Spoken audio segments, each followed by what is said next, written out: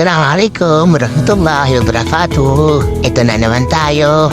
Subukan nyo kayang gawin to sa adobo nyo. Tiyak masarap yan. Walang kupas. Mag-prepared na ako. Prepared ko na yung lulutuin ko. Tignan nyo paano lutuin ang adobong masarap.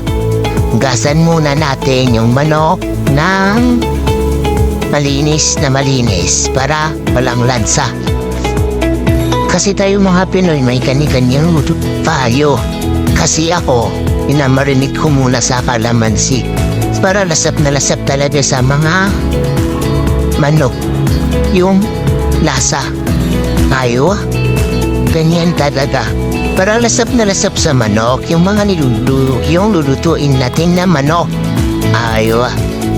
So ayan, habang maghihiwa tayo, nakamarinate na siya. Kaya talagang gumalasa na yung marinate natin. Katayo kasi mga Pinoy, may kani-kanya tayong luto. Ako kasi gusto, pag ako nagluluto ng adobo, yung bawang, pinong-pino. Tapos, yung sibuyas naman, yung maninipis na hiwa, yung ganyan, mga hiwa ba. Tapos, pagkatapos na yung sili, ayan, sunod dyan, sili. Yung sili naman, yung saktong mahanap mo sa niluluto mo, yung saktong makakain mo rin siya. Kasi sayang naman yung sili niya kung di mo matitikman, di ba? Kaya, mas masarap yung nakikita yung sili sa niluluto mo. Tapos na ako maghiwa niya, kaya nagpo-prepared na ako para iluto una. Aywa. Actually, naka-electric lang kami niyan. Kasi yung gas ng mga Indiano, ewan ko kung sinong nagnakaw, nawala na lang bigla sa accommodation. Kaya, ayan, umili sila ng electric, kaya nahihiluto lang kami sa mga Indianong sama namin sa accommodation. Kaya habang nagigisa ako, ayan, antayin nyo muna, maluto muna lahat. Ganyan kasi ako mag-adobo eh. May pa-shake-shake pa, aywa. Pagkatapos kong mag-gisa, toyo na agad bago yung manok. Kasi gusto ko muna maluto muna yung toyo bago ko ilalagay yung manok. Aywa. Templado na yan bago ilagay yung manok. Lagyan ko na paminta, Ajinomoto.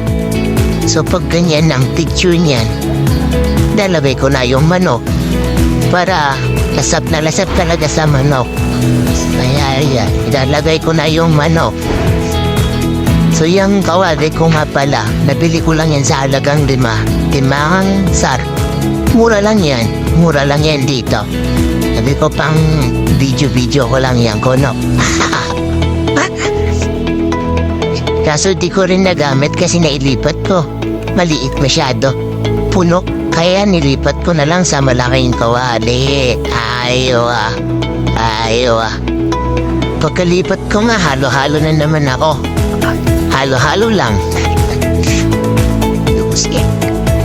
Hanggang sa maluto. Hanggang sa pakulo na. Yan, Diyan ko nga pala nakalagay yung cellphone ko habang nag-video kasi wala tayong lagayan. So ayan, kinatikiman ko na kay Bunso. Ay, okay na daw. Kaya prepared na daw kami para kumain na kami. Kaya ayan, prepared na. Tapos, sarap yan. Sabayan mo pa ng Pepsi. Alam mo yung lasang adobo na may pagkalasang ihaw. Ay, sobrang sarap. Kaya nagkira kami na ang pangulam namin gabi pero yung kanin, taob.